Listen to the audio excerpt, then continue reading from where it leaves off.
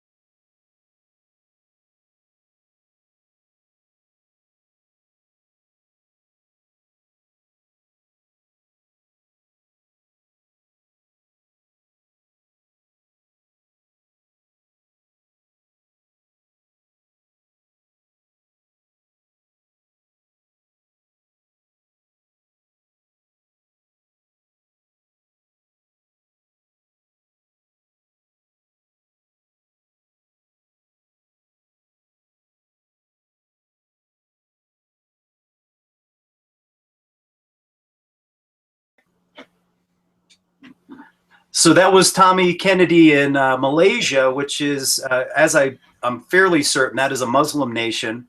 However, they don't have truly riba-free economic systems because their economies have been usurped as well. All of planet Earth is trapped in Babylon, and Tommy very articulately was identifying that in the past we had a usury-free society, and in the future we will once again have a usury-free society. All we have to do is take action. We have to believe in ourselves. And one of the great people, as I've said throughout this journey, and this is a journey for all of us, is Tommy's activism, because there are so few people that I knew online. So it was just you feel lonely, and it was nice to have Tommy there, reaching out and building community. And that's really what this is there's 144,000 of us right now. We just have to find each other because we've been scattered. I mean, literally, the Bible says we've been scattered. So the way to regather those tribes is through recruiting the 144,000. So the great Henry Garmin is on next. And I don't even know a Henry Jones. I don't know where that came from. So his presentation is about to kick up right now. Okay, just turn on my screen sharing here. Okay, so last week I talked about making the usury-free Jubilee go viral, part 1, and I'm going to continue this. This is just some ideas that I have, and I'll share some of my experiences. You know, we can inspire souls, and we can wake people up with God's help. And we really need some tactics. I'll just share a few ideas. Last week, I talked about the book, The Tipping Point by Malcolm Gladwell. And just to review, he said there's 3 principles for the spread of pandemics, epidemics, or viral ideas. And it's interesting that he just said it only takes a few people to get an idea going viral. And he identified these as connectors, mavens, and salesmen. And last week I shared that with the advent of the internet, with the use of social media, we can all be connectors. Then he talks about the stickiness factor, and he called this the quality that compels people to pay attention to an idea. And that's what I'm going to dwell on today. And also he talked about the power of context, in that epidemic to the conditions and circumstances of the times and places in which they occur. And we're certainly in a very interesting time, a time of turmoil, a time when the present financial system is struggling, and it's ripe for breakthroughs. Now, there's this book called Made to Stick by Chip Heath and Dan Heath, and they lay out what they consider a formula for ideas going viral, which are simplicity, keeping it simple,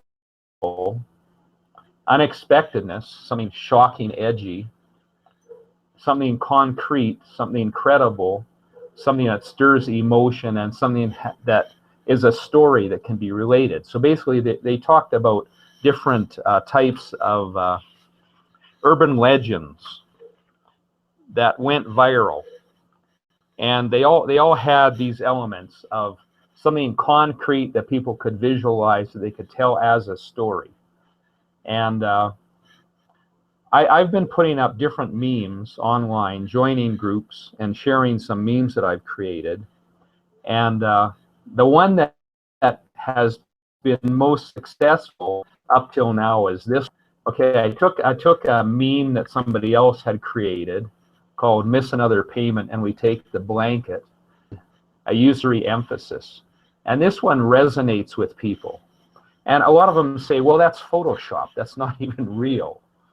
Yet, they share it regardless because it has impact. It's something shocking. It expresses truth. And so memes like this, we can use to recruit. Okay, so we can use something that tells a story that has an emotional impact. I think another theme, one that Wayne has used, and one which has a lot of potential is the whole thing of Jesus whipping the banksters, Jesus overthrowing the tables of the usurers in the temple. And I'm thinking of Christmas time, you know, doing something like baby Jesus, meek and mild, now he's this revolutionary. Or, yeah, he's no longer a baby in the manger, but he brought deliverance and specifically addressed the banking system. You know, a lot of people are aware and are already upset at the bankers. And I think we have in Jesus, in his action, the only violent action that is recorded he ever took in his life. We have a great illustration. We have a meme here. I think this one we can get a lot of traction from. In communicating or in making memes, we can use juxtapositions, positive, negative, like, are you going to take the mark of the beast or the mark of the lamb? And we have different biblical themes that we can use, like we're using the Exodus. This poster that Wayne came up with wanted Jesus as a financial terrorist. So these are some kinds of themes that we can use from the Bible, but there's also a lot of other ideas we can have. You notice that Donald Trump is getting a lot of attention. He's everywhere. And while I was working on this presentation, I received an email from Chris Munch of MunchWeb, marketer, and he said, love him or hate him, Donald Trump is everywhere in the media, in newspapers, television, on the radio, and all over the internet. So he asked, what is it about Donald Trump that gets him so much attention? And basically, he's saying things that elicit a response, the kind of things you just can't ignore. And you feel like you have to say something. You have to share your opinion on what he says. Well, ladies and gentlemen, the Trump of Jubilee is sounding. I think it's kind of a divine coincidence that Donald Trump is getting so much attention at a time when we, the trumpet of Jubilee. And if you remember, when it talks about the Jubilee in the Bible, it says, sound the trumpet, blast the trumpet throughout the land. Jubilee is something that is heard. It is a noise. It is a wake-up call. And we have to demand attention and make the demand of Jubilee, which is let my people go. So Moses in the Bible, when he wrote about the Jubilee, he said, elicit a response. And we are the ones who sound the trumpet of God. It's up to us to proclaim the Jubilee. So we need to make an impact. We need to be bold and come up with memes, come up with statements, confront people. This is not a time to be timid. This is not a time to hide. This is not a time to be ashamed, to confront people, and effectively.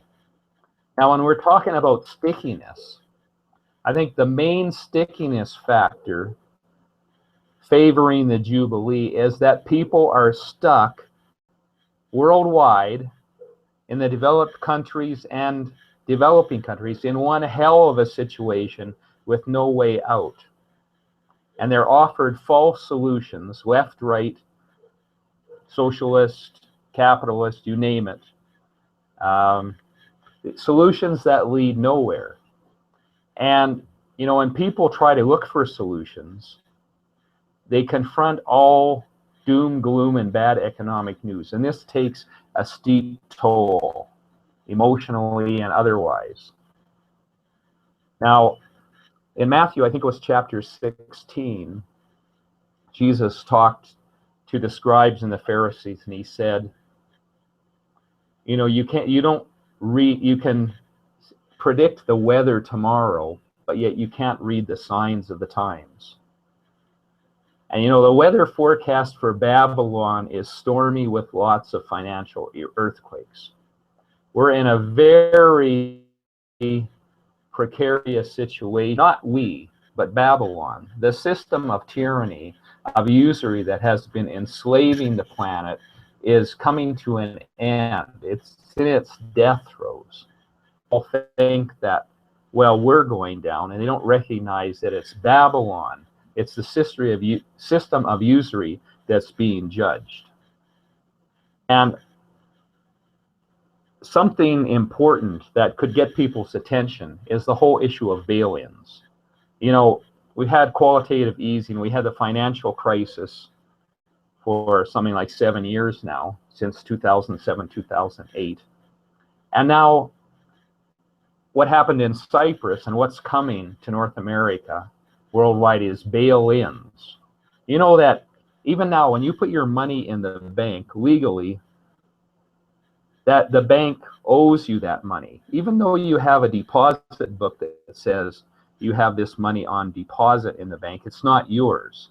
The law considers, the banks and the governments they control consider that that money is now the bank's to do whatever they want with. And so they consider you as a creditor of the bank. So if the bank goes down, you'll lose.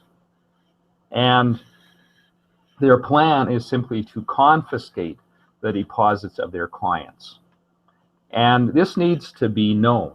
We can communicate and let people know that step one of the Jubilee Exodus is to stop using banks. Pull your money out of the banks, either become bankless, or for what banking services you absolutely require, use credit unions, use local institutions that you know and trust. Get your money out of the big banks.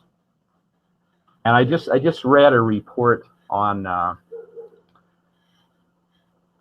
just a financial report the other day, and this was, I forget which bank, but one of the leading banks admitted that they believe that world debt is maxed out, and that qualitative easing to infinity is failing because the world cannot go much further into debt.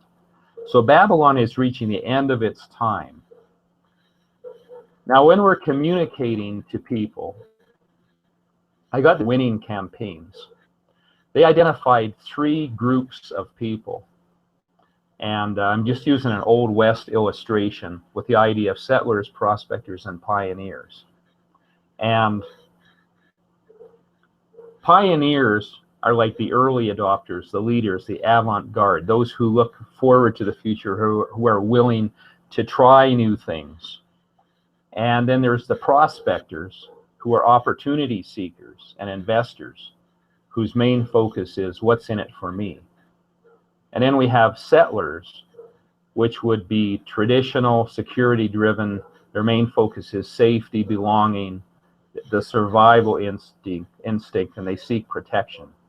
And these 3 groups would kind of align with Maslow's pyramid of needs and aspirations, whereas the settlers would feel insecure. Okay, so these are people who, you know, they want to fit in, they want to survive, they want to toe the line, they're afraid of, you know, stepping out of line. They don't consider themselves radical. Okay, so these would be like survivalists. And to these groups, we can point out how if they continue to trust the banks, and if they continue to believe that everything is well, they're going to lose it all. So they would be motivated. Okay, they would need to win and realize that they need to take a stand. Okay, then you have the prospectors. These would be like investors, okay, opportunity seekers. And a lot of them know that the system is corrupt. And what they're being pitched is, well, here's how you can profit. I remember there was this book some years ago in the 70s called, by, I think it was Robert Ringer wrote this book called How You Can Profit from the Coming Collapse of Western Civilization. As if people actually believe this kind of crap, that they can survive when the whole system is corrupt. A lot of these are awake, and they're looking for a way to either gain from the crisis or to preserve their assets. And a lot of them are drawn into the gold illusion that, well, if we buy gold, that's our salvation. But then we have the pioneers, okay? So these would be people who are aware, like we are, of not only the physical problems in the world, but the spiritual problems, and who want to make a difference. And so these would be people open to change and open to being change leaders.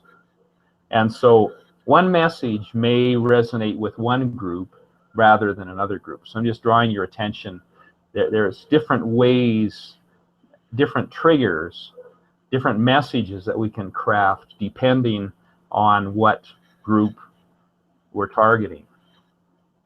Now, one significant quote from this Winning Campaigns book is that fear of loss is a powerful motivator. And they said tasting a better life and having it withdrawn, or gaining something and losing it, has been shown to cause a much greater upset than not having something in the first place. So the whole issue of loss, of fear of loss, and of also, emphasizing that, we had our freedoms, our economy worked well until the usurers got the upper hand. This is another focus. So just going through some of the themes. The whole idea of Jubilee originally is a very conservative idea, not in modern conservative political sense, but the very first ancient word for freedom came from Mesopotamia in the Akkadian language. It was the word amargi, and this word freedom literally meant the washing away of debts and the return to mother. Okay, by the return to mother, they mean a return to the original state when people were happy and they were free. Now, also in the Hebrew word for repentance is teshuvah, which literally means return. So the word repentance in the Bible has been really mistranslated. And unfortunately, repentance in our language, people think of, be sorry for what you did. Whereas really, when Jesus proclaimed the Jubilee, and at the beginning of his ministry, he didn't say repent and believe the good news. Actually, what he was saying was return to being who God created you to be. Return to God, return to your inheritance, return to your first estate, return to a state of being debt-free, return to wholeness. So this is what we're talking about, returning. And this is what we're believing for Tom Kennedy right now. And I agree with that prayer that God would return him to a sound state. Okay, so return. Even in Leviticus 25, there's the emphasis on returning. So it's taking back what is rightfully ours, returning every man to his family. So this is a very conservative theme, okay? On the other hand, there's the idea of being disruptive. Rather than calling people to look back and think about loss, there's the idea of being disruptive to get out of the uncreative, stinking thinking that the elites are locked into. And one winning solution is necessary. And that is, as Buckminster Fuller said, we need to build a new model which makes the existing model obsolete. And actually, the principles are eternal. They're ancient.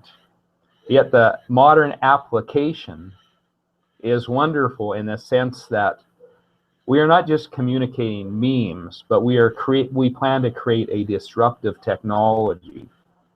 Now, there's a book entitled Bold by Peter Diamandis, and he gives some examples of recent disruptions. For instance, Facebook getting into instant messaging, adding instant messaging to their platform. He gives an example of Tesla not only building cars, but getting into energy storage systems with their Tesla Powerwall.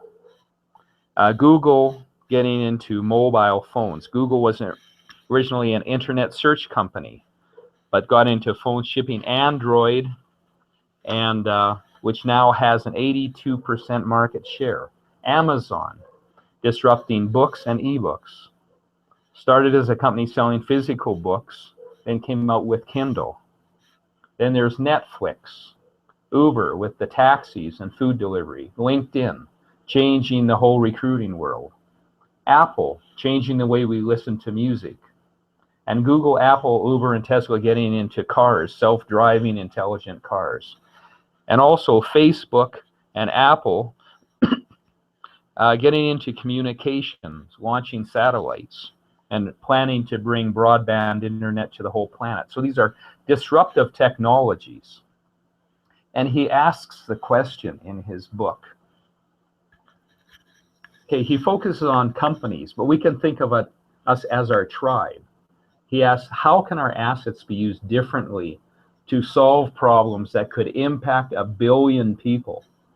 A problem that you're passionate about. Who in our supply chain is doing an awful job? And how can we do a better job?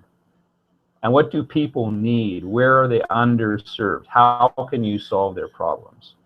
I think for us, the answer is obvious with new money technologies.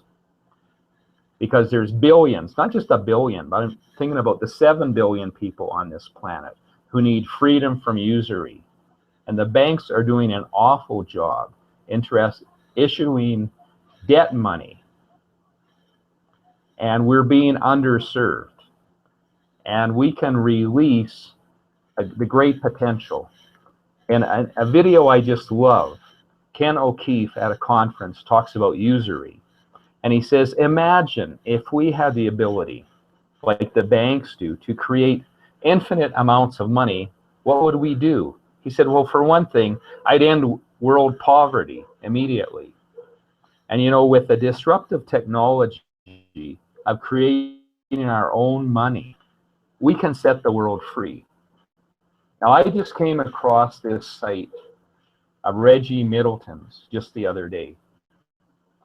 And Reggie was a Wall Street advisor. And at his site, Veritasium, he explains the significance of Bitcoin and other new money technologies.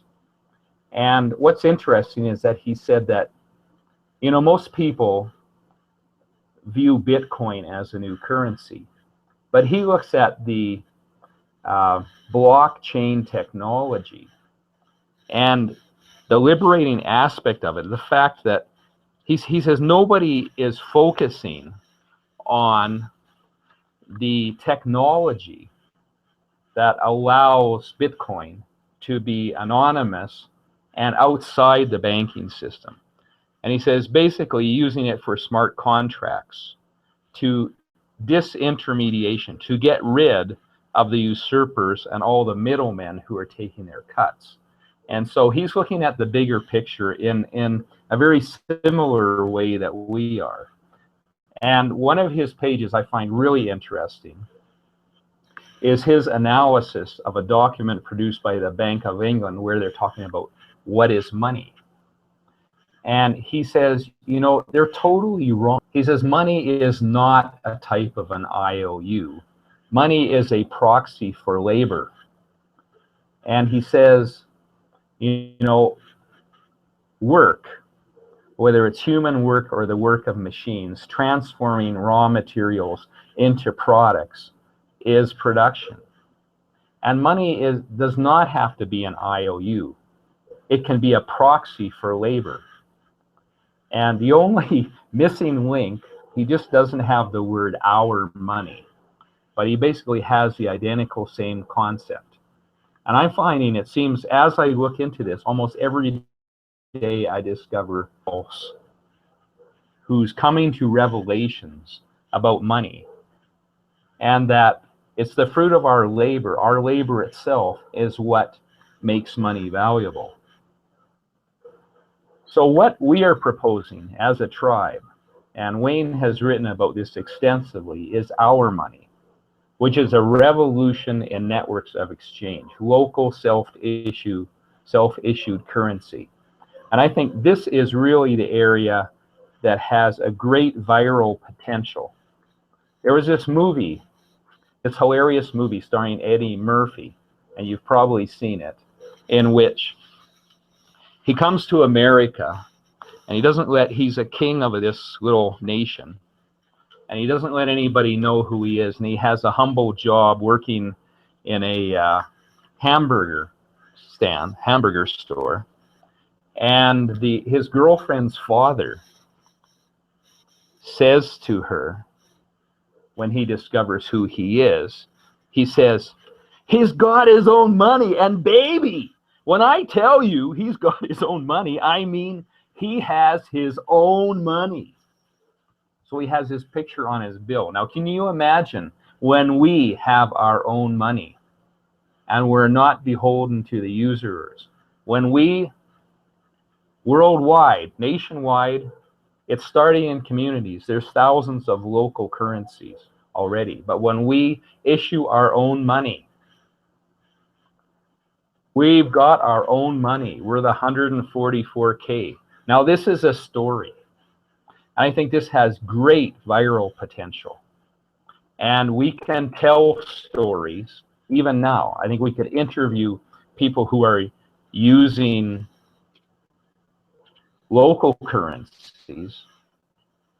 But then as we grow and as we start interacting, there's lots of ideas, there's lots of stories. And, you know, having your own money is something that people can understand. It's concrete, it's credible, it's emotional. We can get excited about this. And this is our goal. So this is a breakthrough technology. So the question we have to ask ourselves is, what part can we play to recruit the 144K? And how can we enter into the hero's journey? And how can we align ourselves with God's will to really move ahead? And I'm just gonna get out of my screen share here. Okay, I think I'm back live. Yep, I had you on. So you're asking, the question is, how do we create the one for the question at the end? Well, I think that each of us need to ask ourselves, what part can we do to move this along? Because we have a lot of powerful images, a lot of archetypes in history. We have a lot of what's happening right now, the people suffering. Like, there's so much that we have. There's so much that we can communicate. And, you know, a lot of people are just communicating negative. And I think that's good to wake people up. But we need to move into the positive solution as well. And we need to, we'll get there as we grow and as we interact. Yeah, I'm sorry, I was on the chat, but I fully agree. It's, you know, the timing is right now, and you know, it's, if everybody had the same consciousness, it really, there's nothing, because we're the 99.999%. There's only two classes of people on planet Earth. There's the creditors, or the money issuers, and the debtors. And we're, because borrower is servant to the lender, we're all serving the money lenders, and they then use our commercial energy to finance a war against us, to keep us, our minds enslaved, and our bodies and our souls. And because we're selling debt forgiveness to a population of debt slaves, you know what I mean? This is the good news. You know what I mean? Well, yeah, we're not trying to sell refrigerators to Eskimos. It's not a mismatch here. It fits perfectly. And yet people are so brainwashed. It's such a radical idea. Like, they have to be jolted out. Well, they need to be educated. I guess there's a couple approaches, you know, the gradual and the shocking. I think all types of material needs to be produced. Yeah, and that's part of what I was going to get into my presentation, is that once you have 144,000 people that think that like we do, my background is in building pools. You know what I mean? Mm-hmm. So Mm-hmm. I just got into the currency thing because God called me to do it. But just imagine what it'll be like when we have a show like this and we have people that their whole lives, their whole professional career, they produce TV shows. But now they're a jubilist and they want to produce this TV show, or they're a director and they want to create a movie about the 144,000. Or there's writers, professional comedians that make me. I have like kind of an engineer mindset, and my delivery is very dry. I'm not a funny dude. But imagine we have a team of writers like Jon Stewart does that make him sound like he's the funniest guy. Well, just imagine we have our own money system, and we can pay all of those people. They can simultaneously fulfill their life's passion. They don't have to be starving artists, and they're also being the hands and feet of God, cleansing his temple. And in the meantime, you're amassing debt slaves. So it's like this festival of awesomeness. You know what I mean? That's what the Jubilee really means. We can't have a true Jubilee until all of God's children, or not all of them, but the 144,000, their souls become emancipated in the way I believe mine has. Like if you knew me before I was reborn, you thought like I was like just a misogynist, deviant, just a drunk. My name was called Dwayne. When I would drink, I'd become the asshole that nobody'd want to be around because I'd be drunk and obnoxious and getting in fights and conflict and just terrible, And since God has called me to this, all I think about and want to do is because it'll be so amazing. You know what I mean? It's the second coming of Christ. It's everything. You know what I mean? It's the Holy Grail. This victory. It's David versus Goliath. It's every upset victory that you could ever think of. Every storyline plays into it. There's a football show called The Turning Point, and each week it's like, the heroes we're allowed to have in Babylon are typically in sports. So what will normally happen is a team is losing, a quarterback will have a couple interceptions, and the turning point is when that quarterback redeems himself, and in the last 60 seconds of the game, he drives his team to a victory. He turns the tables. So the very message in the Bible of turning the tables plays into every hero story that there is. Your soul was redeemed because you're the quarterback and you threw 2 interceptions, but in the last, when it mattered, in the very end of the game, you under pressure, you turned the tables and redeemed yourself.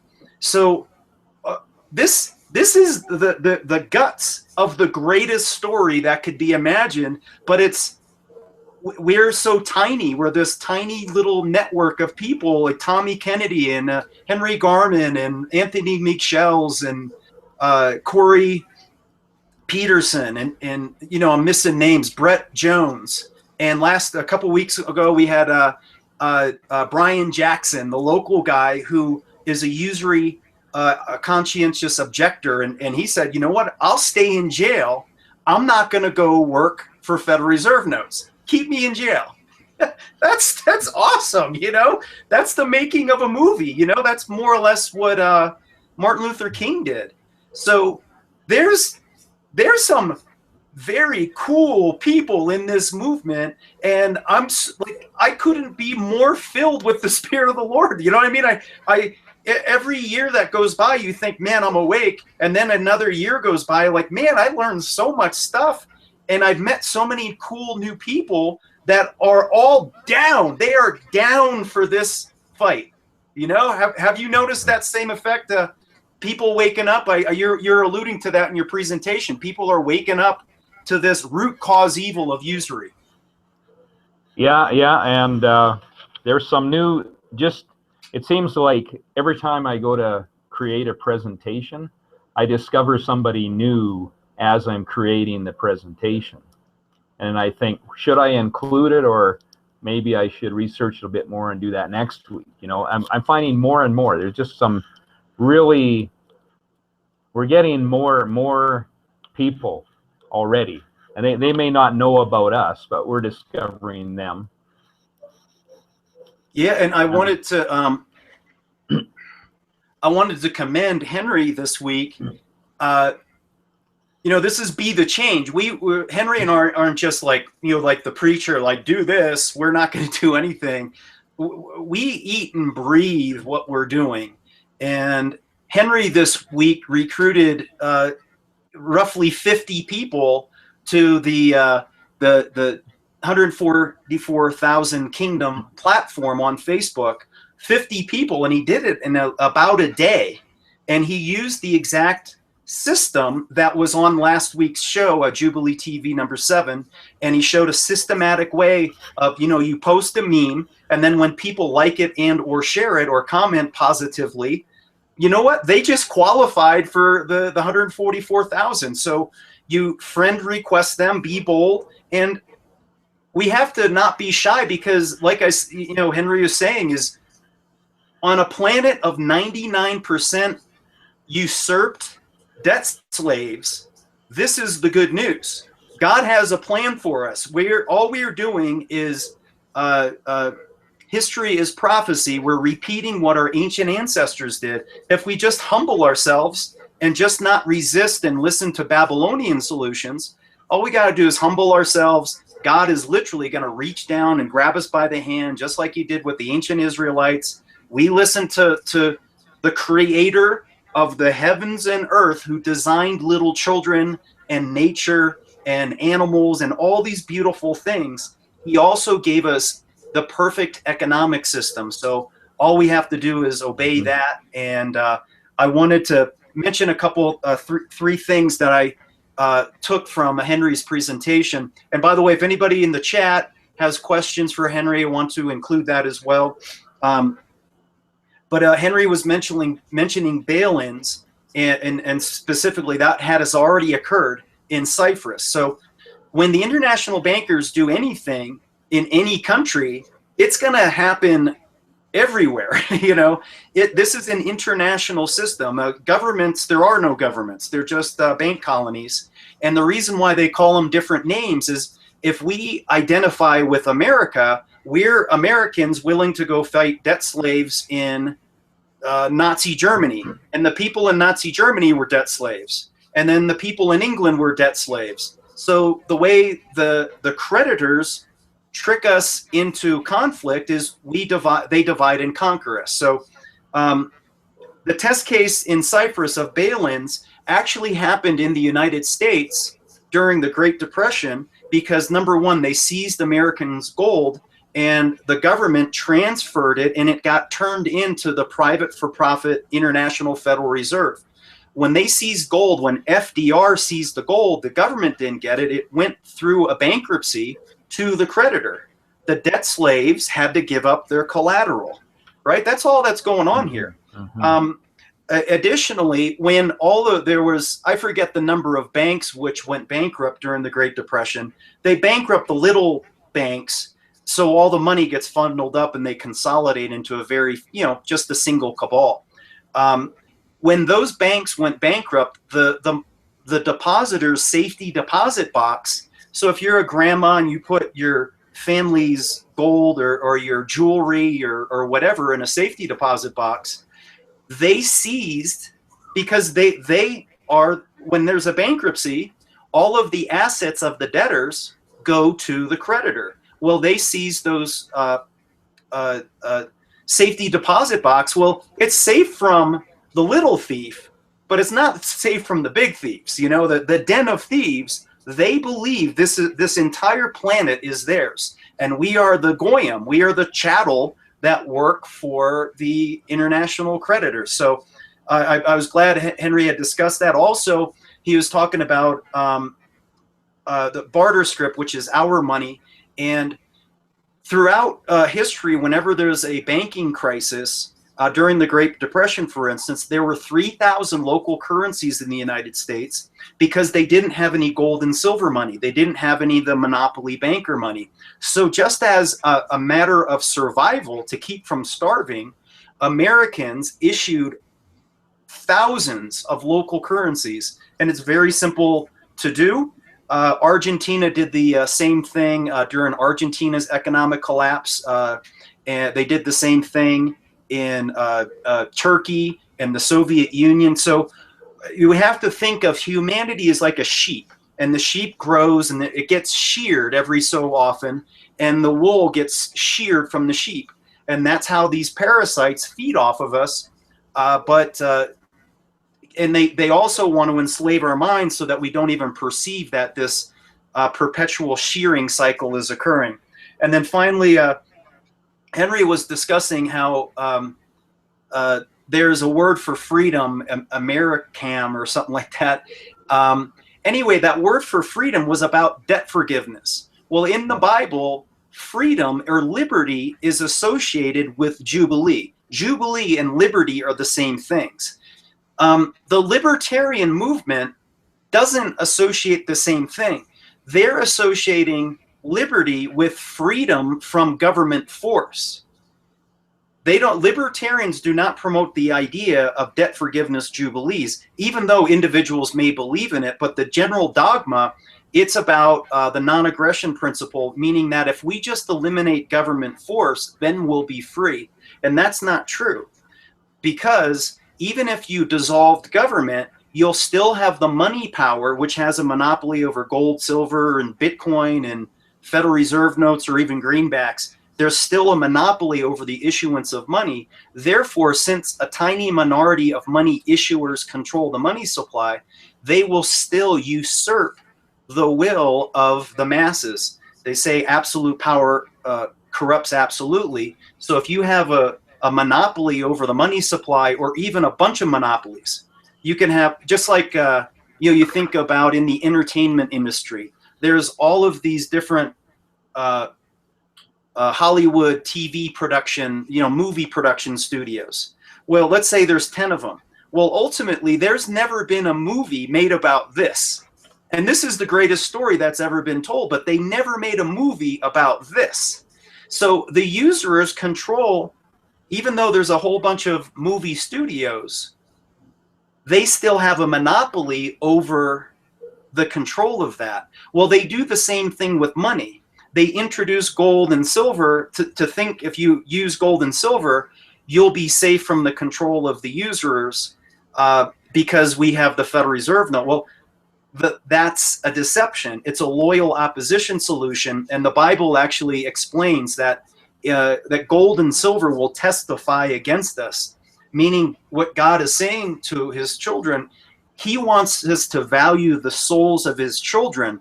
That's not a false idol, to love his God, love his law, love his children. And the way we love our children, the way we love our brothers and sisters is the most, is to love God's law.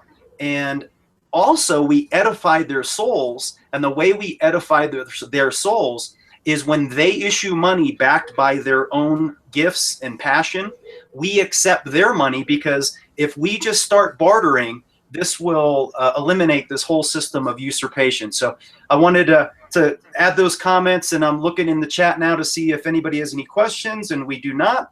So I'm going to queue up a video here quick about Henry Garman's book, and we will then I wanted to add, Henry, did you have any final words about that? Just you mentioned Lord Acton, his quote about absolute power corrupts absolutely. And he was also the one who said that something like the issue that's coming down from the centuries is the people versus the banks. Yep. Sooner or later, it's the bankers or us. Exactly. Right? Yep, exactly. So here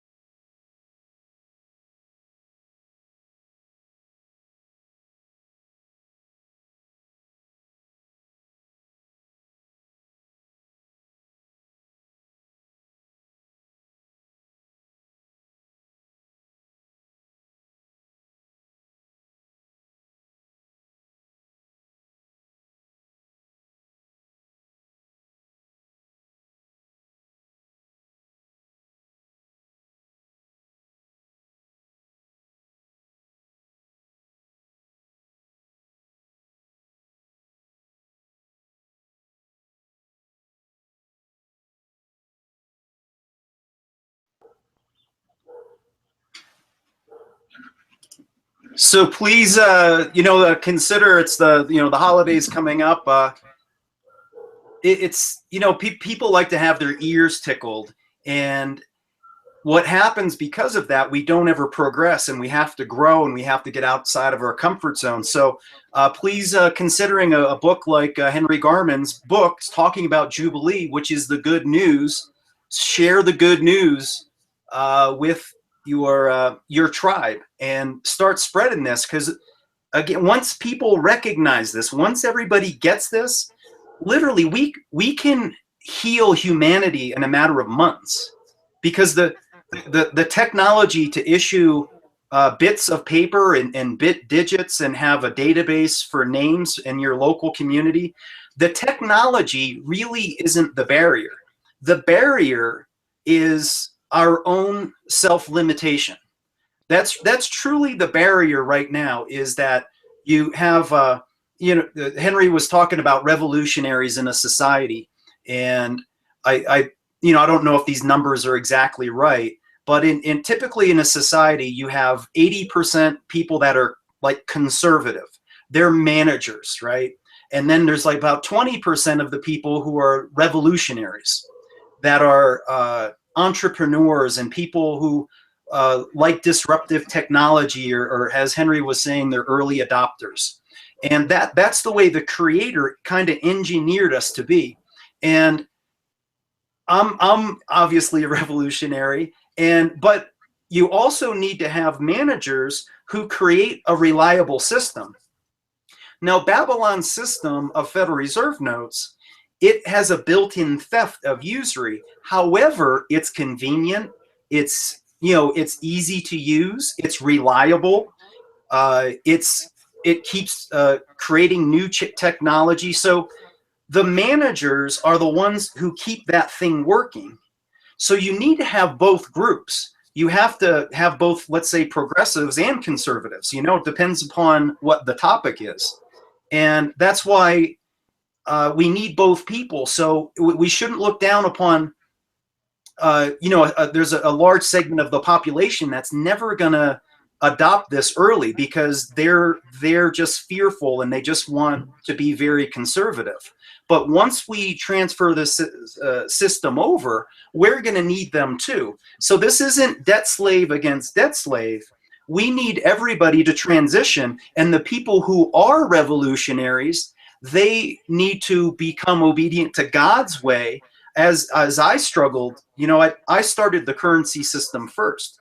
The Bible doesn't say to do that, to start mountain hours first. The Bible says recruit the 144,000 first, because if you just have a bunch of pieces of paper, the currency, but if you don't have enough people to understand what is the goal of the use of that tool, you need to have the whole story. And that's what Henry was alluding to as well. This is the greatest story ever told. It's the manifestation, the unlocking of all of the souls of humanity so that they can achieve their highest purpose. So that's generally the topic of what my presentation is about, which is, once we have 144,000 people, then what? Because right now it kind of just looks like, okay, we got to recruit 144,000, and we got with Henry's contribution, I think we've got around 230 on our Facebook page. So we don't have very money, but once you understand what will happen then, that's where the big changes come. So let me get ready to share my screen. Please be patient, if you will. There we go. Share. Henry, if you could tell me if what you're seeing. Yeah, dear Mayor, will you accept your own community's currency? Okay. There we go. You see the lambs? Now I do, yeah. Okay, here we go. That's page 1. So the topic, after the 144,000 souls, we're not just recruiting people, we need their souls committed to this path. Their path is that they don't want to consent any longer to enslavement in Babylon. So it's the repeat of the Exodus story. Just so everybody knows, in the book of Revelation, when we see be sealed by the Lamb, that means the Lamb was Jesus. He was the Passover lamb also. That was the symbol of the Passover lamb. So in order to be protected during the Exodus story, you had to seal your doorway with the blood of the Passover lamb. Well, we don't need any blood. Jesus's blood has already been paid. So therefore, all we have to do is just be obedient to him. So that's the basis of what we're discussing here. So Jubilee. When we're in Babylon, like the horse that's been broken and domesticated in the chair, we learn a bunch of self-limiting beliefs. But like the stallion on the right, God created us in his image. And if we listen to God instead of what we've been told in Babylon, we forget those self-limiting beliefs. So hey, I'm still seeing screen 1. It's not updating on my screen here. I just changed to the second one. It's strategic offensive. Yeah, I'm still seeing the first page 1. I don't know. It's like it's not moving. It's not updating the image. Okay. There we go. Now I see it. Yeah. Okay, I clicked in and out for a second. Maybe it's just a delay in the internet. Okay. But please appraise me of that if it keeps going here. So when I was growing up, I loved playing chess. I loved the military strategy. And when you play chess, there's a phase of the game where you can see, 4, 5, 6 moves out in advance. And it also teaches you, when you play chess, you can see the moves of your opponent. You can kind of spin the board around and say, what is their best move? And that's the way you play chess. You kind of play it from both sides. Well, once you know what the whole story is, we know what we're going to do, and we know what the devil's going to do to try to defeat us. So what happens is, once we have the 144K, we are on the strategic initiative, my brothers and sisters. It's all going down the wrong way for Babylon. We literally become the hands and feet of Jesus, and it's literally the scene in the temple all over again. Planet Earth is God's temple. It's his kingdom. And when you go into nature, you see the kingdom, but when you go into civilization, you see how his kingdom has been corrupted by the ways of man. The ways of man means Babylon. So let's gain and retain that initiative, and let's cleanse our Father's temple. So an important concept to understand is that the bankers control us through our use of their money. If we stop using their money, the money doesn't have value because of the bankers. It has value because of our labor and our belief and faith. So if we were to just start bartering, that money would go, the value of it would go to zero, including gold. If we decided that we were valuable and we were going to focus all of our energy on valuing one another, the value of Federal Reserve notes and gold would go to zero. And that's what God wants. He wants to value his children. So what are the benefits of barter? Number one, barter is free. You can trade and barter with people. It doesn't cost you anything. You don't have to go buy some gold first in order to barter. You can just barter. There's zero monopoly over barter. Any two individuals can make an agreement. They can make unlimited numbers of agreements for barter. Barter is local. So on a barter-based society, it really returns things local. And it creates self-sufficiency, like the American Indians or farmers. They were self-sufficient and local. Their communities created all of the products and services that they required in order to sustain life. And since you can sustain life locally, that means you had local sovereignty. There's either sovereignty or usurpation. If you have usury, you will have usurpation. And if you have usurpation, you have now lost your sovereignty.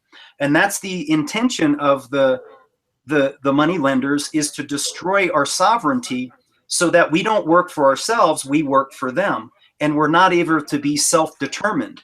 We can't determine our future. Right now, we're not in control of our future because they script our future because they monopolize the money. So the final bullet there is no usury parasitism with barter. That means, you know, with our system now, like where I live, they, you know, just opened up a Lowe's. Well, because the users control the money, they can finance Lowe's with abundant money. And what happens is all of the products and services from China get imported. And then the local contractors, literally, if you're a tradesperson, you end up having to fight and competing with the contractors that are working for Lowe's. So they end up controlling the local economies, and then our own energy is used in this war against us, a war against our minds, bodies, and souls. Yeah, Wayne, the screen still is not changing. It's still on the chess piece now.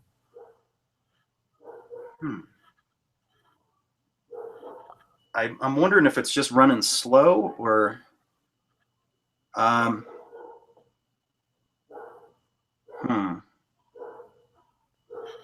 wondering if there's another way I can present this. I'm going to close out of a couple windows and then see if that helps. Maybe my computer's slow or something or other. Can you ask a question within the chat to see if other people can view what I'm doing? You know, Joris says, okay, now it's on barter benefits. Yeah, I think it's just going slow. I'm just going to keep going with it because that's the screen that I'm on right now. So the benefits of barter of our money. All right. So I'm transitioning from barter. If we just bartered, barter is slow and barter has limitations, and that's why money was invented. So the basis of barter is 1 barter equals 2 IOUs. We actually made a video about that. It's called the chicken note, and it explains how any one of us can issue IOUs. Then any business can issue a gift certificate for free. So the local restaurant can issue a gift certificate. They don't need mountain hours in order to do that. But so any business right now can issue a gift certificate. Well, those gift certificates are money. And if you imagined a society where you had all of the contractors who or vendors who sustain life, a chicken farmer, a wheat farmer, a wagon maker, a home maker, a contractor, somebody who made telephones, maybe. So imagine all of the individuals who could sustain life with food, water, shelter, transportation, somebody that made horseshoes, somebody that makes clothes, or a weaver, or cobbler. If all of those individuals issued IOUs, you'd have a barter-based money system. Well, all that our money is barter script. That's all it is. There's no monopoly. It's very, very similar to barter by itself. Well, the first point of our 7 powerful positions is to make an Our Money app. That means everyone on Earth with the iPhone, with a smartphone and the free app, we literally, once this was developed, we would give this away for free. And then everybody with the app, just to seed the system, kind of like the Monopoly board game, everybody could issue $100 to start the game. Everybody has $100 credit now. There is no debt. And that's the way we could kind of seed the system, or prime the pump, so to speak. So rather than, so this is a free system. It wouldn't cost anybody anything. Unlike gold and silver, you have to buy some gold and silver to get in the game, or you got to labor to get it, or you got to mine Bitcoin, which you need a big computer for, or have a gold silver mine. So in this system, we want to mine the value of human beings. So the reason why they can issue $100, that $100 is based upon that they are a revolutionary. They're willing to serve God and God's law rather than, so it's a credit. They're actually getting like a karma credit or a credit from God based upon that value. So that's a way we can start up that money. And what we're doing is it will eliminate poverty and hunger, because what we're doing is we're teaching everybody that they are issuing the money. We're not teaching them that they need to work for us to get money. We're not teaching them that that we're, you know, because we're really nice, we're giving them charity. We're teaching a man to fish. We're teaching them to be issuers of money, and sovereigns issue money. Therefore, they will no longer be borrowers who are servant to the lender. That's the whole idea, is we eliminate the less than 1%, not by trying to harm them, is we just avoid their system. Another benefit of this idea is we want to mine their unique talents and gifts and passion. Every soul on the planet was given a little piece of the Creator.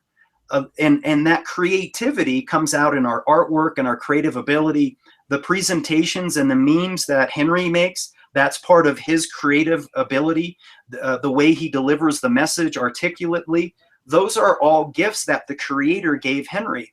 Well, in this system, Henry would be able to issue his own money based upon his own gifts and passion. Just like people in Africa, people in Palestine that are being subjected to the worst abuse, people, African Americans in ghettos in the United States, we're saying to them, you are awesome, you have a gift and passion, you can issue money.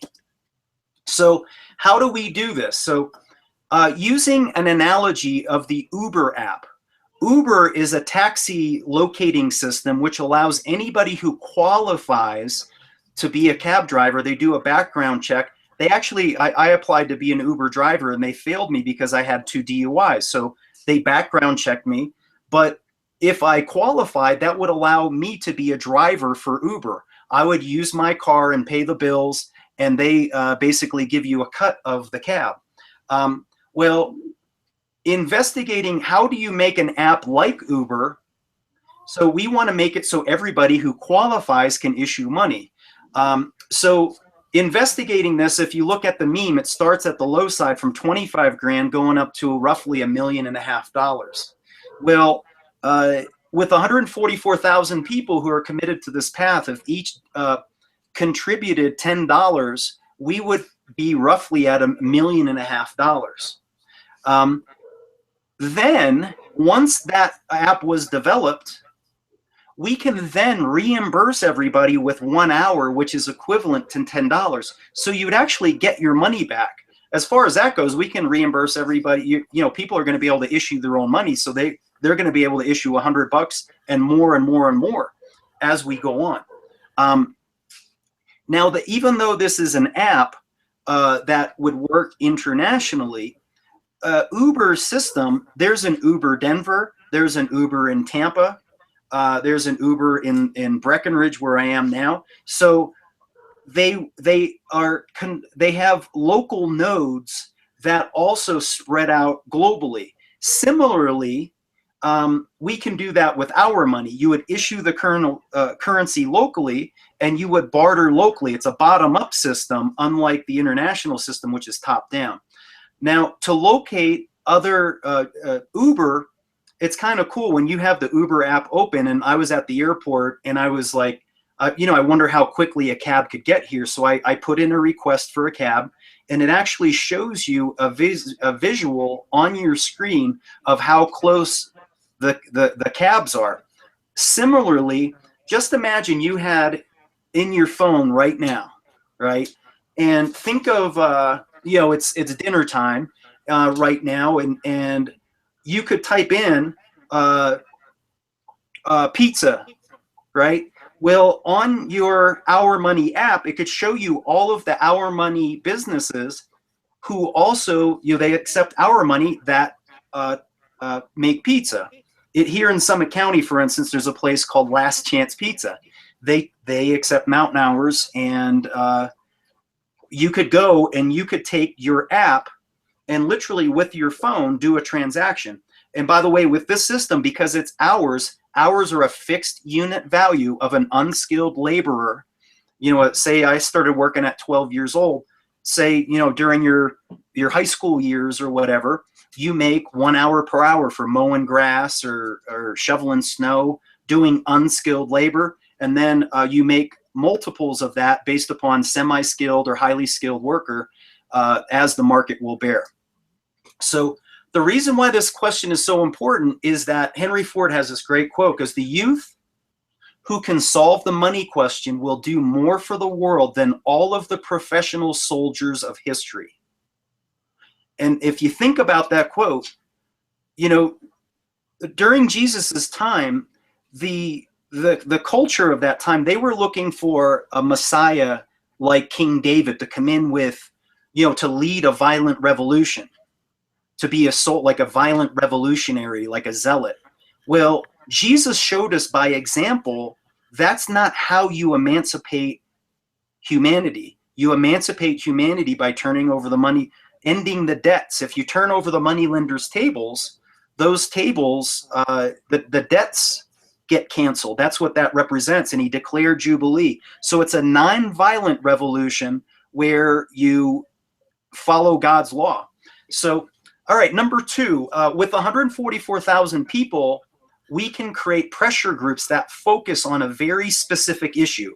You know, if you think of a piece of paper, if you took a dollar bill and you put it in the sun, it would just get warm. But if you take a magnifying glass and you magnified the sun's light, it will burn a hole through that. Well, that's what we want to do with this. Is we'd have 144,000 souls across planet Earth, right? And they would focus their intensity. And what we could do is, now we have the currency. So imagine right now we're at step 2. We have the currency, we have the app, and the problem is there's a lot of monopolies out there. And we have to break those monopolies. And the way we break those monopolies is we get the 144,000 focused on a phone campaign, email, Facebook, Twitter, even mailing, like physical mail, or physically going to government town council meetings. And the most important one we need to break is the Federal Reserve note bank monopoly.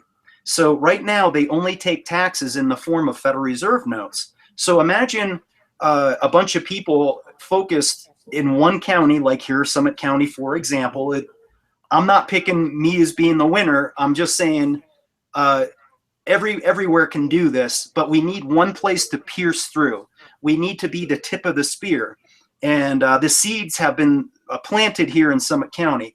So imagine we went with 100 people to the local community town council meeting, and we said, you know what? You guys take Federal Reserve notes, which is an international money system. It's the global reserve currency. Will you take mountain hours for taxes? Will you take the currency issued by your neighbors, and you can issue the currency yourself? They'd be in a very difficult position to say no, because they purport to working for us. So how could they possibly say, no, we're only going to take the Federal Reserve notes, you know? So once you break the tax monopoly, you also want to break the monopoly for heating and transportation fuel, electricity, water, cell phone, and internet. All of those monopolies, because they're ongoing fees that have to be paid.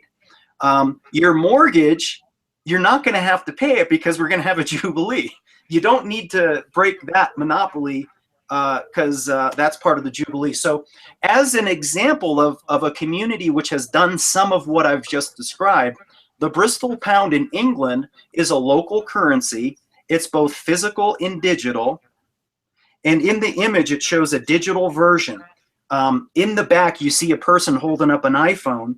They just made a purchase, and they transferred some Bristol pound to the vendor to pay them. Simultaneously, your credit would be deducted, and the vendor would be increased. They would get a credit. In that community, they have also gotten the local currency accepted for taxes, local taxes, and the mayor has taken his full pay in the local community currency. So again, the technology isn't the barrier. The barriers are self-limitation. And since we have the numbers and we're all debt slaves, even the government officials, the local government officials, they're in debt slavery too. So this is a win-win for everybody. So the question you ask is, dear mayor, will you accept your own community's currency? All right. So Henry was alluding to this, and what you're saying, we have to appeal to their motivation. What's the motivation for the mayor? What's in it for me? Well, what's in it for them is we can give everyone in the community a 10% raise. So we're not saying initially you have to just go cold turkey and basically stop using Federal Reserve notes, and now you're just using our money. What we're proposing is a gradual solution, because that gradualness makes it less fearful. We don't want to scare anybody. We're not psychopaths. You know what I mean? We love humanity. We want to gently bring them out of mental enslavement, bring them out of captivity. So the way you can do that is that the local community officials and everybody in the community, they can still get their regular pay, but give them a 10% increase, a raise, and that 10% would be in the form of our money. That way they can slowly wean themselves onto the new system. Another motivation Henry alluded to is they can be a hero in their community. We can tell the mayor, like, we'll write a story, we'll make a song about you. we'll make stories that children sing in the local schools about you taking a leap of faith and taking up the cross and saying, you know what, our community is going to be slowly, gradually move toward being usury free. Another motivation is that you can increase services and simultaneously remove taxes. We've been so brainwashed by Babylon, they've created this Hegelian dialect of austerity where they give us this false dialect of, we're going to either increase your taxes or you have to get rid of services. Well, God's perfect economic plan, there are no taxes except the 10% tithe. That's a big topic, but and that's voluntary. God is our creator. Jesus is a voluntarist. He never forced anybody to do anything. So the big number 3 that we can do, this is huge, is the Jubilee sheriff. The Jubilee sheriff. Once we have 144 souls in one community, one county, the Jubilee sheriff can be brought forward like this. Number 1, our money must be able to sustain life, because the Jubilee sheriff has to come to work for us to end that usurpation. The Jubilee sheriff will be responsible for 100% debt forgiveness in that community. And the reason why that's important is that the Jubilee sheriff, he's law enforcement. Well, right now, whose law does he enforce? He enforces man's law. But once he becomes the Jubilee sheriff, then he's enforcing the law of Moses, just like Jesus and just like Moses. They were both law enforcement, Jesus and Moses were. Then the Jubilee sheriff becomes in complete alignment with the Creator. So I want to describe what a U.S. county sheriff is and what his unique role is. In a U.S. county, because the county sheriff is elected directly by the people, he has a very powerful status. He is more powerful than the president of the United States in the county, just within his jurisdiction, in that county only. He's more powerful than all of the alphabet agencies, the IRS, DEA, FCC, all of that stuff. In fact, the people who enforce copyright, you know how, like for instance, let's say there's a free energy system that's under copyright and basically the monopolists have copywritten some technology. Well, we can say, you know what, that technology is essential for humanity to be so we don't have wars in the Middle East over oil. It's essential that we are stewards to God's environment. We want to protect the planet, and free energy would permit for that. Well, in our community, we can say, you know what, God's necessity, the imperative for humanity to be stewards over the environment, it takes precedent over the money monopolists' control. So the sheriff would be able to enforce that in the county. We can block all foreclosures due to bank and IRS liens, for any lien, for property tax liens. Basically, we can replace everything right now. It's important to understand that almost every tax is usury in disguise, because governments borrow money, local and national and state. They borrow money, so that that stream of funds that's paid through taxes is actually usury in disguise. So with God's economic system is we can still provide those services, but without the coercion and force of taxes. So one of the most renowned county sheriffs in the United States is Sheriff Richard Mack. He actually came to Summit County, and he actually earned mountain hours, and he spent mountain hours, and he recruited. We actually have a video.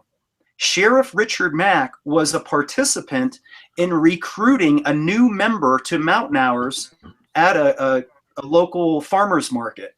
So Sheriff Richard Mack has seen how quickly the virality of how quickly this can spread once people get it. And he is a resistor. Like his issue that he fought the international, the ATF was his struggle, where they were trying to enforce gun laws that were unconstitutional, violating God's natural rights for us to defend ourselves. Well, he used constitutional law of the county sheriff. And what's great about him is that since that, he has gone all over counties throughout the United States, talking about the county sheriff and teaching county sheriff what their law is in order to use the Constitution for protection of usurpation by the federal government. So he's down for the fight, and he's part of our tribe. Number 4, once we have 144 souls, we can have a local Exodus tour exchange. I'm making the example here in Summit County. By the way, that's a picture of my car. ExodusTours.com. This is a real thing. I'm down for the fight. Like, I am all in. This is all I think about. Well, you can come to Summit County and have an Exodus tour. As an example, we had a tour where there's a great monetary reformer named Bill Still. He came to Summit County, and we gave him a tour of Summit County where he spent exclusively mountain hours. In order to understand this whole concept, I actually have a podcast. It's called the Usury-Free Jubilee Monetary Reform Podcast. I'll show you the link in a moment. Anyway, on that, the first podcast is an audio called The Kingdom Dream. And you got to use your imagination, but it's an audio describing what Summit County would be like after the Jubilee. After the Jubilee sheriff has emancipated the community, and we're like almost like, if you can imagine, like a principality on planet Earth where one place has been emancipated. Well, that audio is called The Kingdom Dream. I'm going to show you the link in a minute. Well, part of this Exodus tour is that you would have physical hour money exchange. So imagine, as we described earlier, you had the Our Money app. So you have $100 on your phone. Well, you could come to Summit County and you could you could exchange your digital hour money for physical hour money, just for whatever reason. Maybe you wanted to take it home as a collector's item. People actually send me emails because they want copies of mountain hours because they understand the historic nature of what we're doing. This is the plan that humanity wins. Like, this isn't a theory. This is happening right now.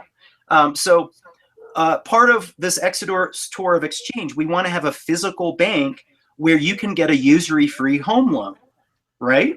That means you pay for one house instead of three. Think of how much more abundant your life would be if you didn't have to pay for three houses to get a house and rather just paid one. So also right now, healthcare without taxes. So I wanted to describe this quickly is right now in Summit County, we have a massage therapist, a physical therapist, uh, uh, a cannabis dispensary, acupuncturist, what do you call it, a chiropractor. Well, just imagine right now, we want to set up a free healthcare system in Summit with our money, without taxes, and this is how it would go. I snowboard and I have a bad back from building pools, and I throw my back out snowboarding in the moguls. I like being in the moguls because that's where the fresh snow is, right? But I throw my back out once a season. Now, let's say I threw my back out right now, and within mountain hours, I could then go and we could set up a system that the community says, you know, what is valuable? And what I say, you know, for instance, is our health valuable? And everybody would say yes, because eventually, you know, healthcare really is an insurance because it's not like a car where you might get in an accident. Healthcare is an absolute. We just had a baby. As you go through the phases of life, you're going to go and you're going to have bad health when you age. When you're born, you're going to have health issues potentially as a child. So now we can say that's value. We could say, you know what, the entire purpose of a community is to amplify, create an environment for the souls to be manifest, right? If I would say if there's like one thing, it's to give peace of mind to our community, to give us all peace of mind, have Maslow's hierarchy of needs. And at the top of Maslow's hierarchy of needs is where we become self-actualized individually. And then there's something even higher than that called peak experiences where we self-actualize as a tribe. Now, in order to manifest that highest potential of the tribe, we need to be healthy. So we can say, you know what, healthcare is valuable.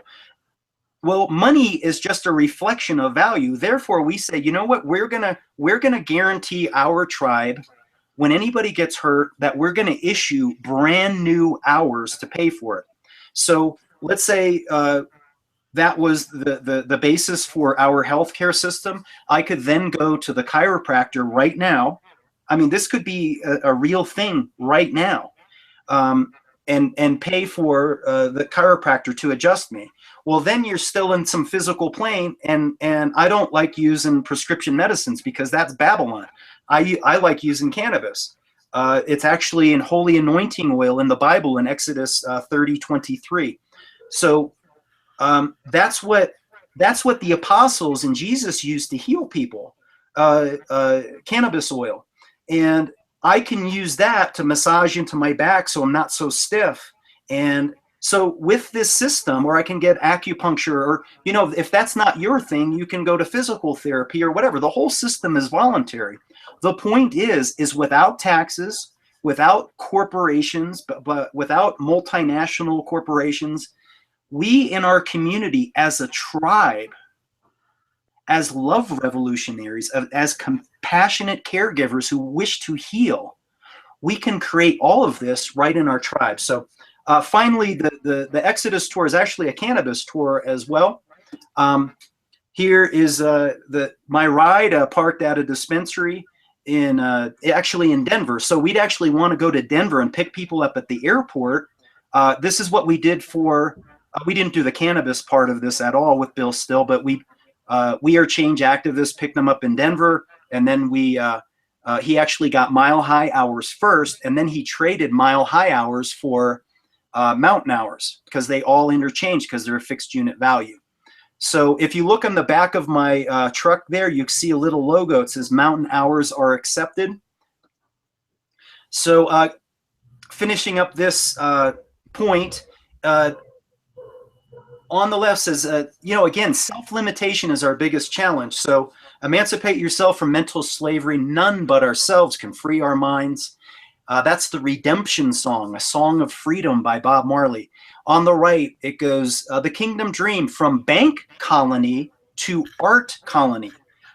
If we have an art colony, isn't that where, again, creators, if we're creators, that means we're artists, we're making things. And if we all manifest creation together, we end up creating something that's the kingdom of heaven on earth. So to get this podcast, which is on iTunes, Podomatic, and Stitcher, listen to The Kingdom Dream.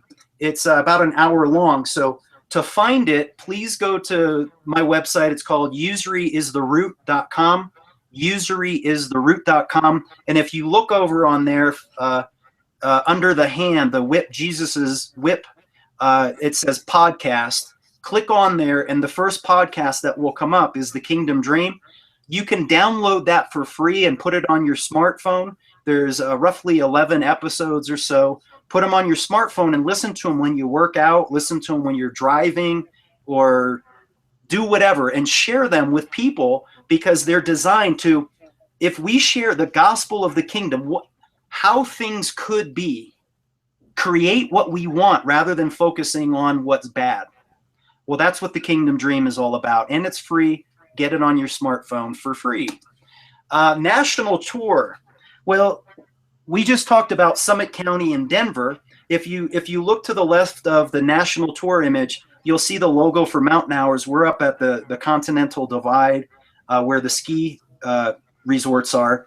Down in Denver, they're at 5,000 feet, and they have their own local system. We also, just Robin and I, these are just the systems that Robin and I have worked on because we're from Tampa. I'm a pool contractor formerly there.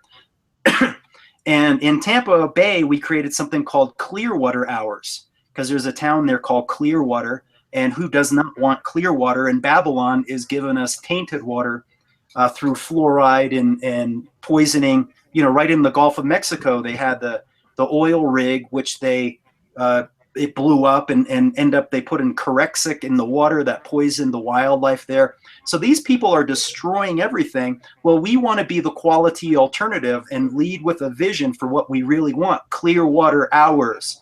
That's for Tampa. Moving north, Cynthia McKinney, she gave a little presentation, very brief, talking about community currencies. And she was talking about Peach Hours in Atlanta, or it could be all for Georgia.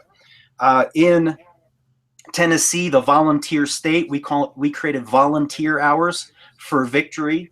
The point being is we want to create a national tour where we go and utilize this system, and we show people that they are valuable and they can issue money, and we can travel across the United States. So this national tour, it's going to be about only our money, a way that we can create complete barter-based self-sufficiency. The benefits also would be to grow the Jubilist network, because imagine this tour, how much a sensation that it would create, because we're sharing the good news that their debts are forgiven, that they own their house free and clear, that they own their car free and clear, that they have no credit card debt. All of those contracts were based upon usury, and therefore they are based upon fraud, and fraud vitiates all contract. We are to obey God's laws, not man's. On the Jubilation Tour, imagine that we had this rolling tour bus that doubles, it's a tractor trailer that doubles as a stage, and we keep all the, the tour band equipment on it. And the artists themselves, they shouldn't be starving artists, because we're creating art colonies. In an art colony, who gets paid the most? The artists do, the creators do, the producers get paid the most, not the parasites, the creators, the producers, the artists. So we want the artists to be paid well with our money. We want the roadies and all of the people who help produce the show. We could broadcast these shows on Jubilee TV. Jubilee TV could be a mobile show that basically follows the Jubilation Tour from town to town. Wouldn't that be awesome? And this is a little mental hurdle we're going to jump here. The trucks could be fueled with our money, and people go, well, one of the strongest monopolies on planet Earth is the petrodollar. Well, we broke that here in Summit County to a small degree. And the way we did it is there's a local producer, the fella in the middle, if you see his shirt, it says the Collective Biodiesel Conference. Well, they had a national event here where they have a bunch of activists across the country where they recycle grease from restaurants. So cooking grease gets recycled into biodiesel, which they use to refuel trucks. So we can use organic money created in the community to buy organic biodiesel, which is community created. Well, this is an 100 organic, locally created system, which breaks the international petrodollar. And by the way, that was done in the Kingdom of Breckenridge. The Kingdom of Breckenridge, look that up. Breckenridge used to be called the Kingdom of Breckenridge. It's still on the police cars. So on the Jubilation Tour, we should absolutely have this band called the Wandering Monks. You know why? Because they created a music CD called Jubilee. And the whole album is about mountain hours. It includes the Jubilee Sheriff. And they are actually the band in the music video, Officer of Peace, which explains the Jubilee Sheriff concept in a music video in 4 minutes. In this image, I wanted to take a note for Tommy Kennedy. They're standing there. I'm on the right, and I've got my Mountain Hour shirt on, right? AD is in the middle. He's holding up the Jubilee CD, and that's Scott Linguistry on the left. Because they created the CD, Jubilee, which is a usury-free CD, creative, Tommy Kennedy sent them award, the Winged Lion Award. Think of it. In Babylon, the big awards, think of Obama, for instance, the bank puppet. He got an award for being a Nobel Peace Prize laureate. Well, he hasn't created peace because Babylon is a lie. It's all deception. But the Winged Lion Award, that was awarded for doing a grand thing, for being the fist, the hands and feet of God. So, number 6, Jubilee TV. We could change the show up with 144,000. Now we have a big audience that they're really interested in the things that we're talking about right now. This is all mustard seed stuff. We're starting off small and thinking big. We can edify all of the usury-free communities across the country because they can, on a given week, let's say they signed up a new business. We can have those new business members come on Jubilee TV and go, hey, Mr. Restaurant Owner, why did you join the usury-free currency? How come you decided to accept mountain hours, for instance? We can edify them. We can have the mayor on and say, hey, Mayor, why did you take the leap of faith to agree to accept mountain hours? So we have to appreciate those people and raise them up and do it in front of a live audience. And we have to amplify our voices because eventually what we are doing is going to become the dominant culture on planet Earth. An art colony, our lives should be our own works of art. When we were children, we were creative and we weren't afraid to fail and we had fun and we played. Well, with the 144K, we can allow this broadcast to be less straight up educational, and we can make it more fun. We can up the productive, the productive capacity of it, meaning a high production value where we have a producer and it has professional music. The music can be live. And the whole time that we're doing it, just like, we're watching souls go on fire. Remember when we had a couple weeks ago, 2 weeks ago, we had Brian Jackson on. He had literally just gotten out of jail 2 days prior. And he took a conscientious stand as a usury abolitionist, as a conscientious objector, that he took a position where he refused to accept Federal Reserve notes and have to be to go work for them in order to pay for probation. Well, they released him and they recognized his conscientious position. Well, his soul was on fire 2 weeks ago. Take a look on that. I believe it's a Jubilee TV #6, Brian Jackson. That's what we need to do with everybody. So finally, #7, Thy Kingdom Come movie. We want to make a movie about what we're discussing.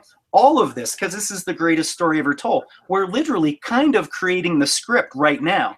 Henry's presentation included the tipping point. That's an important part. Like, I can imagine what he was describing as a scene in a movie, right? Just imagine he's in a room, giving that presentation with, we want to script Henry in this movie, right? I wouldn't go to this movie unless Henry's going to be in it, right? That's what this is about. We want you guys, everybody listening to this in the sound, that's listening to this live or in the rebroadcast.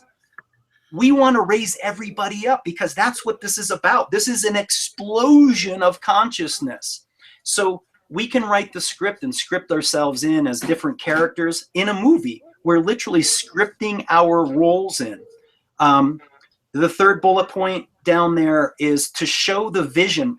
Right now in Babylon, the movies that they show us are the stories of our demise. Stories like Hunger Games that Henry was showing, where it's this, it's showing a potential future for humanity where there's a lottery where we all fight each other. Well, that's what usury is. It's a game of musical chairs where debtors default and they go bankrupt and homeless. The other Babylonian movies show where we're being replaced by machines in the Matrix movie, or the Terminator movies, or there's lots of zombie movies where humanity is zombified, which it is to a degree right now. It's an allegory. Well, rather than focusing on that, we want to show everybody, hey, this is how you win, baby. This is how we get our groove back. This is how humanity gets its groove back, how we get our swagger back. We're not cowards. We're not fearful. We have the Lion of the tribe of Judah coming back. We need to prepare humanity for his second coming. And he's going to come back as the victorious king. He was rejected the first time, and he's going to be embraced the second time. So the last bullet there, just by the mere fact of having 144,000 souls that care about this, now you have a built-in audience that wants to see, like, if Henry creates a presentation, we know there's going to be a whole lot of people wanting to see it. Similarly, now we have a bunch of people who want to see this movie, because when they go to see the movie, they get to say, hey, they're talking about me, baby. We're all in this. We are all in. That's what's up. So here's Babylon. All of these famous people, they get paid well to tell every story imaginable, except the story where humanity beats the bankers who own their souls. They'll never tell the whole. They're paid for their silence. It's a conspiracy. So here's the alternative, right? So we want to describe a few of the logos in Babylon's culture war, because the culture war is part of how they enslave humanity. So let's start in the East. In the Northeast, there's a prominent show called Mad Men. And what that really means, it's a form of madness. And it's a form of control over society where they program in through Madison Avenue programming and Edward Bernays. They show how communities or societies, they can literally program and create consensus. They can brainwash societies with false values. Well, New York does it in Madison Avenue. If you go south to the Tragic Kingdom, the children get brainwashed, and they have Miley Cyrus and Britney Spears, who are all these former Disney girls that end up being a mess.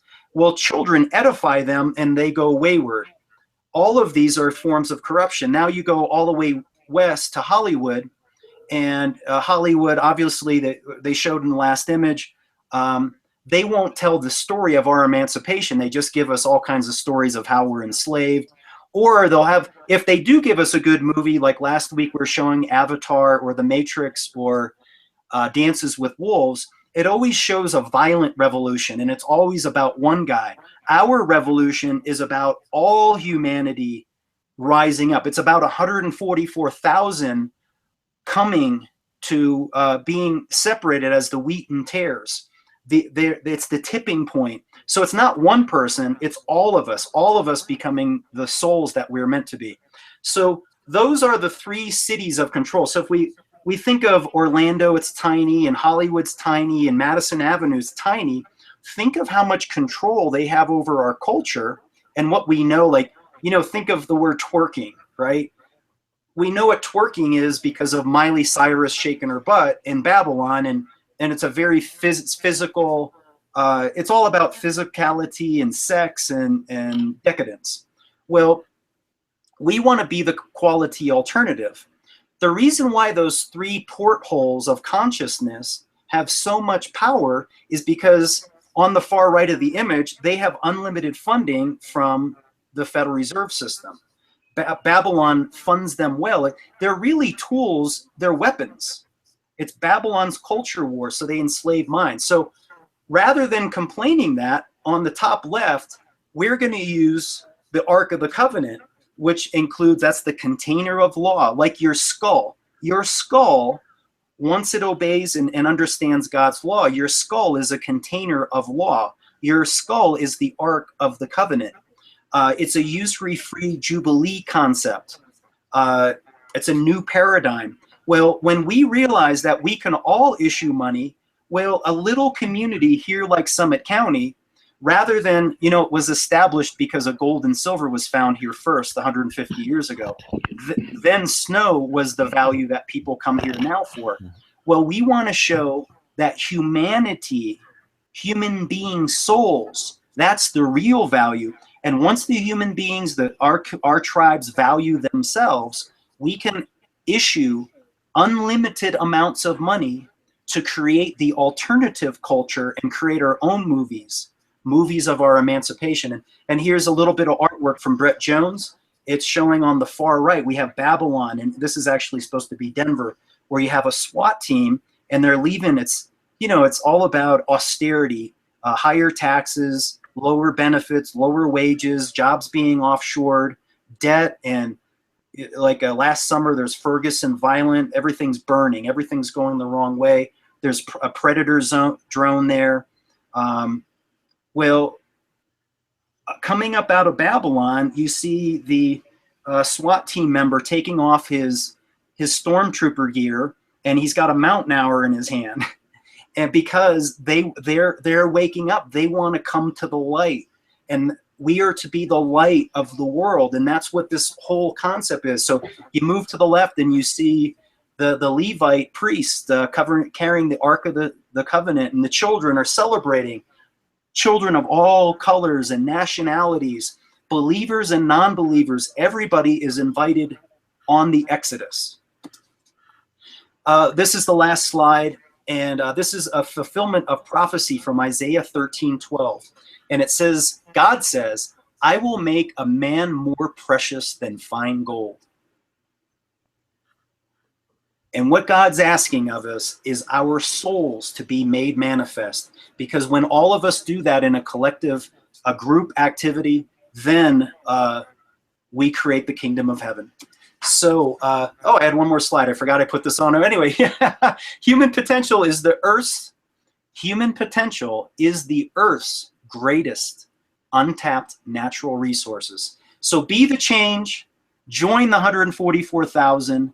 Please go on to the Facebook group that we've created. Be a Jubilist and spread this message. And props for Henry Garman. We want to edify Ed Henry's usury abolitionist activism this week. He recruited another 50 people to the Vote Kingdom platform. When we say vote, we're going to vote with our feet and our actions. We're not going to vote in some puppet election. So that's the message.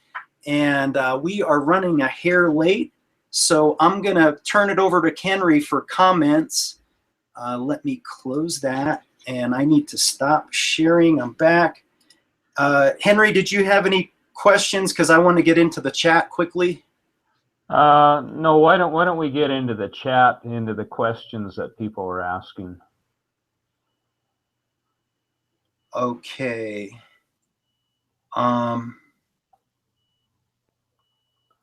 So did you see all the slides, or did it catch up? I didn't see them. No, I don't know. They were still. I just saw a few. Okay. Oh goodness, that'd be a shame if it didn't work that way. All right. So did you answer? Screen changed exactly.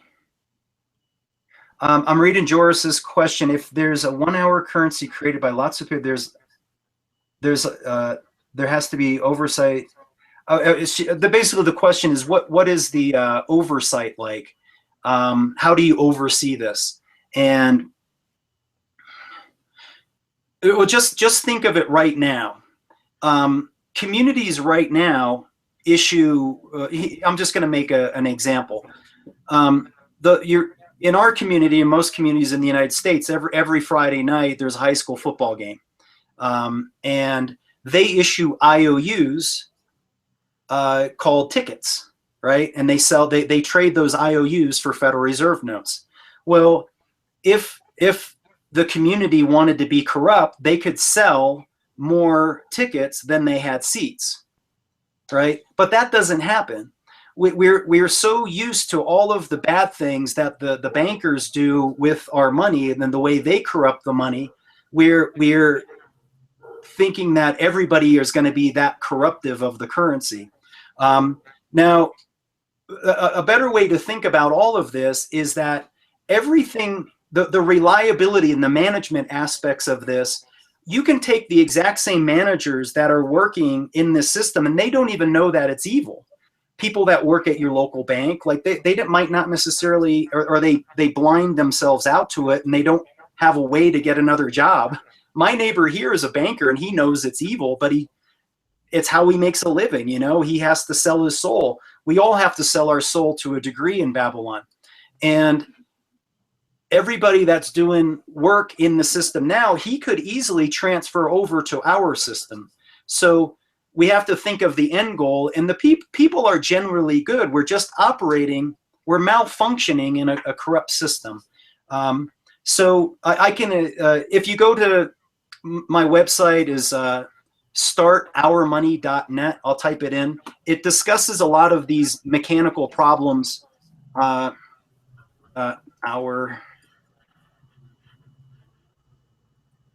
It gets into a lot of the details. I just put that in the notes because that's a very lengthy 2 hours, and we're right about there right now.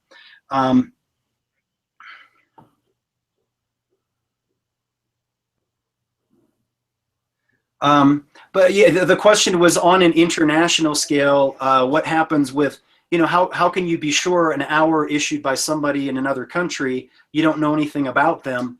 The basis of the system is local first. It's barter based first. You get to know your neighbor first. From there, you'll have oversight into larger and larger systems. If you think about with the Uber app wouldn't allow me to become a cab driver because I have 2 DUIs. So you still have to qualify and make sure that you're not, you know, a bad person. You know, I'm not saying people, you know, in Babylon, it's impossible for everybody to have good credit because it's a game of musical chairs. It's mathematically impossible for everyone to have good debt. So part of the Jubilee is everybody's credit will reset as well.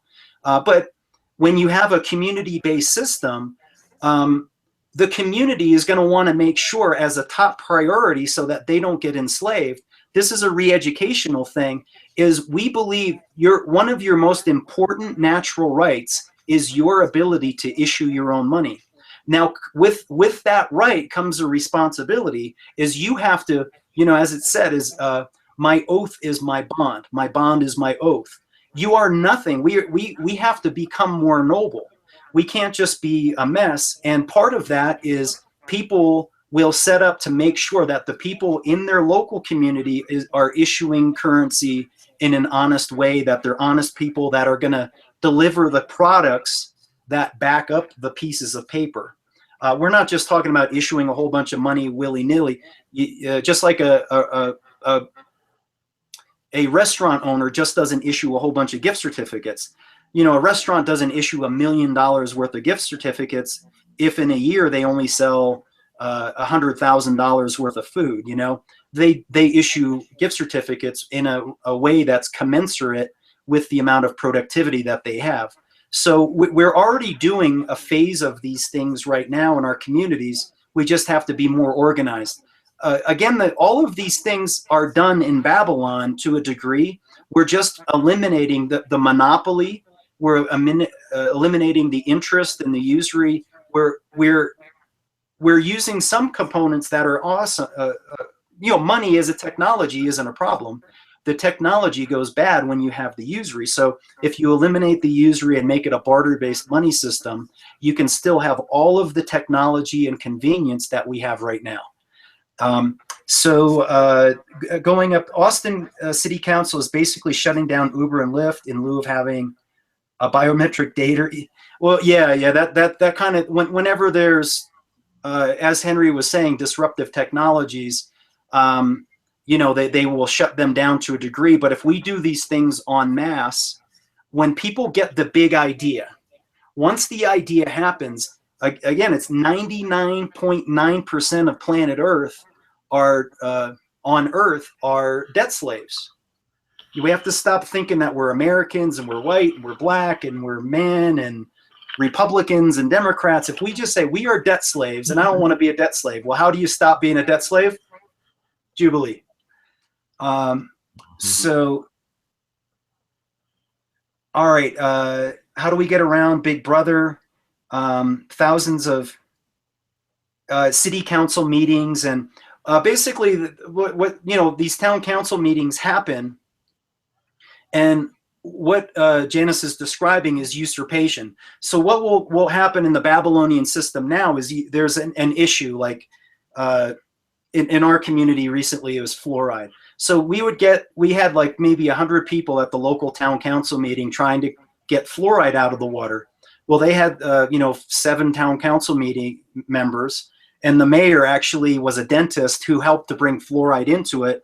The point is that, and actually, I'm going to explain it this way. We are under the curse of the moneylenders. And it says in Deuteronomy 28:43, the alien among you will rise higher and higher. You will sink down lower and lower. He will lend to you.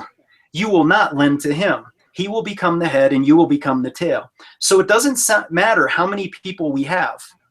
If the system is based upon the usurer's money, because the usurers get all the politicians to sell their soul. The politicians work for the usurers. So the only way to fix that is you have to get the politicians to work for us. And the only way they're ever going to work for us is if they use our money. that was an unintentional bit of humor there.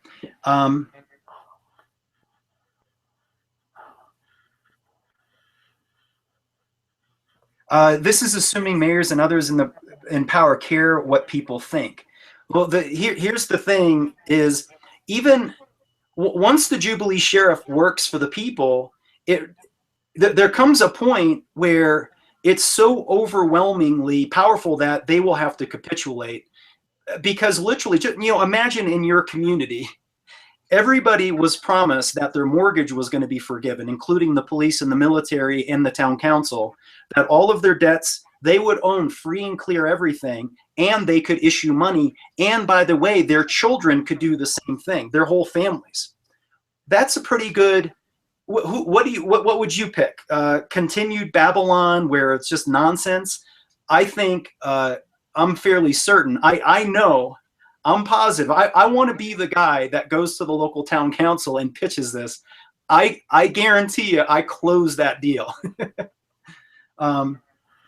Next quote was a comment was, we had Dillo hours, nice armadillo, in Austin for many years. But those of us offering real services of value end up holding a bunch of worthless paper. And you have worthless paper right now in your mind. But when this all becomes manifest, just be patient. It's not that the paper isn't working. It's that the people stop believing in it. This really comes down to a belief. If we believe in Babylon and we believe in Federal Reserve notes and we believe in gold and silver and Bitcoin, if we believe in false idols, our money will be worthless. But if we believe in ourselves, if we believe in the value of our own souls made manifest, then our money becomes extremely valuable, as do Jubilee shares. Check out Jubilee shares from the manifesto, the 144K manifesto. I think we can overcome, though, perhaps by using a market where currencies can be traded. We can absolutely overcome. Think about it like this. A tiny percentage of planet Earth, a bunch of bankers said, you know what, we're going to take over planet Earth because we believe in the devil's plan and we're going to take over. Well, if they did it by deception, then we can do it through trust and faith and belief. We have to be overcomers is exactly right. I think we're on our last comment here. Austin, it's just we're repeating Austin City Council about technologies of Uber and that sort of thing. Again, a tip, they said there's nothing that can stop an idea what has come. This isn't just an idea. This is the creator's idea. This isn't my plan and Henry's plan. Communities can create their own, a different form of usury-free money. That just gift certificates, even without time denomination, that's a usury-free money. We're not saying everybody has to use this system. We just know from pioneers like Tommy Usury-Free Kennedy that our money works. Tommy started an our money system in Canada. We can do this. The technology isn't the challenge. We just have to kind of see all of the steps. And Henry and I are just trying to introduce all the steps. And Tommy made a comment here. Check out the initiative proposal. It's a link on his website. By the way, Tommy, Usury Free Kennedy, prayers go out to you, my brother, usury abolitionist. You are a light in a sea of darkness. He's got a link there for his website. It's usuryfreeblogspot.ca. Henry, final comments? It's God's will. It's going to happen. Unbelievable as it seems to many. I'm amazed. I'm already living my dream. This is just the beginning. Yeah, be the change. Henry is being the change. Tommy Kennedy is being the change. In the Bible, they literally say the Ark of the Covenant or the Word of God. It's the sword of God. And this good news is it's impossible to defeat it. Once people have this consciousness, it's impossible to defeat it because this is the natural order. What we're describing is very similar to what the American Indians had as an economic system. Henry's, I misquoted the proposal. It's called the innovative proposal. And well, that's it. We've gone over time. I appreciate everybody staying late and to edify some of our people that have stayed on through the call. Janice, thank you. Usury abolitionist and Joris and Tommy Usury Free Kennedy, once again, thank you for all your contributions to humanity and your soul power in fighting the usurers. Good night, everyone. Yeah, good night. Thanks, everybody.